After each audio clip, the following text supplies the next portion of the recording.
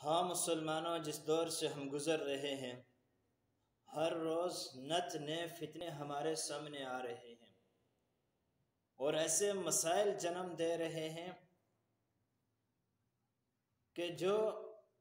اسلام کے نام پر ہو رہے ہیں، دین کے نام پر ہو رہے ہیں، اور آج کا مسلمان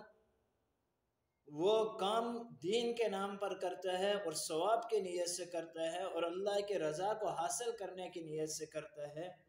لیکن حقیقت میں یہ بندہ اللہ کی رضا کے بجائے اللہ کی ناراضگی کو مول لیتا ہے۔ یہ انسان ثواب کے بجائے گناہ کو مول لیتا ہے۔ یہ انسان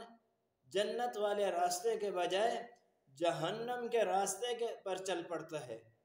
بہت سارے مسائل ہیں جن کے درمیان فرق کرنا ہمارے لیے مشکل ہوتا جا رہا ہے۔ انہی مسائل میں سے ایک مسئلہ جو آج مجھ سے پوچھا گیا ہے کہ عورت کا جو ہے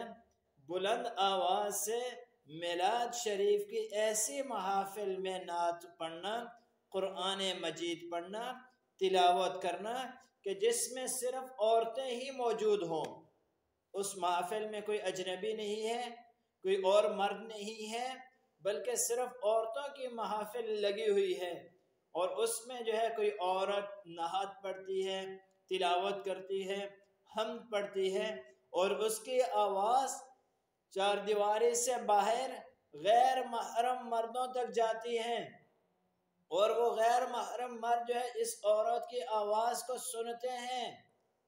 تو کیا اس عورت کا اس طریقے سے نعت پڑھنا، قرآن مجید کی تلاوت کرنا اور حمد شریف پڑھنا جائز ہے یا نہیں ہے؟ تو میرے بھائیوں اور دوستو، ایسے مسئلے کے بارے میں علماء کرام فرماتے ہیں کہ اگر عورت کی آواز اتنی بلند ہو کہ غیر محرموں کو اس کی آواز پہنچے تو اس کا اتنی بلند آواز سے پڑھنا ناجائز و گناہ ہوگا، خواہ اس کا یہ پڑھنا گلی میں ہو یا کھلے کمرے یا کسی اور جگہ، کہ عورت کی خوش الہانی اجنبی سنے محل فتنہ ہے۔ چنانچہ سید اعلی حضرت امام اہل سنت امام احمد رضا خان بریلوی مرحوم رحمت اللہ علیہ سے اسی طرح کا ایک سوال کیا گیا، تو انہوں نے اس سوال کے جواب میں فرمایا ناجائز ہے کہ عورت کی آواز بھی عورت ہے اور عورت کی خوش الہانی کے اجنبی سنے محل فتنہ ہے۔ یہ جلد نمبر 22 صفحہ نمبر 240 فتاوی رضویہ جو فاؤنڈیشن لاہور سے شائع ہوا ہے اس میں دیکھ لیں۔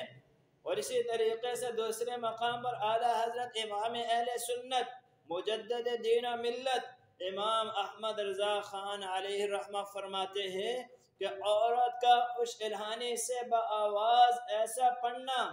کہ نہ محرموں کو اس کے نغمے کی آواز جائے حرام ہے۔ اور وہ آگے مزید اپنی بات کو مضبوط کرنے کے لیے فرماتے ہیں، نوازل امام ابو فقی ابو اللیث میں ہے، نعمت المرأة عورہ، یعنی عورت کا خوش آواز کر کے کچھ پڑھنا عورت یعنی محل ستر ہے۔ کافی ابو البرکات نسوی میں ہے، لا تلبی جہرا لأن صوتها عورہ، کہ عورت تلبیہ بھی اونچی آواز سے نہ پڑھے، اس لیے کہ عورت کی آواز جو ہوتی ہے یہ قابل صدر ہوتی ہے۔ شریعت نے تو عورت کو اونچی آواز سے تلبیہ پڑھنے کی بھی اجازت نہیں دی ہے، اور آج کل جو ہے عورتیں وہ ٹی وی پر آ رہی ہے، موبائل پر آ رہی ہے، نعتیں سنائی جا رہی ہیں، اور دین کے نام پر جو ہے وہ مسلمانوں کو گمراہ کیا جا رہا ہے۔ یہ اسلام اس چیز کی قطعاً اجازت نہیں دیتا ہے۔ ایسی نعتیں سننا، ایسی تلاوت سننا اور ایسی حمد سننا ناجائز ہے اور حرام ہے، ثواب کے بجائے انسان کو گناہ ملے گا۔